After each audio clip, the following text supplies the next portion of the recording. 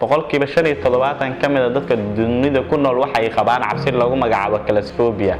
si kale kugu dhigo markii lagu casuumo dadka hor hadal ama meel stage ama meel fagaara inaad ka hadasho waxa ugu horeeya dareenta ama calaamadaas ku aragto waxa kamid ah inaad aragto dhid badan gariir badan wadna garaac badan inaad isku qalqalado erayadii aad soo diyaarsatay adigoo filinayso qurux badan u gudbaan ama si kaleeto markii uu macalinku yiraahdo birito waxa ku qoranta soo jeedin waxa ugu horeeya sameynayso waa inaad biritada gambiso jaamacadda ama iskuulka ama goobtaada waxbarasho ama inaad ka baxdo ceed kaaga timid soo jeedintaada cabsi darteed haddii aad qabto cabsiye la midba waxaan dhawaan magaalada Muqdisho ku qaban doonaa tababar ku saabsan fagaara ka hadalka ama hab soo jeedinta wanaagsan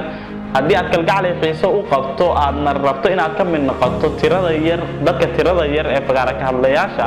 aadna ka soo guurto 75 waxaan kugu casuubayaa tababarka haddii aad xiiseynayso goobta uu ka dhacayo xilliga uu dhacayo iyo information inta dheeriya ka daalaco shaashada hortaada ka muuqata waa ina goobta iyo maalinta tababarka bilaabanayo mahadsanid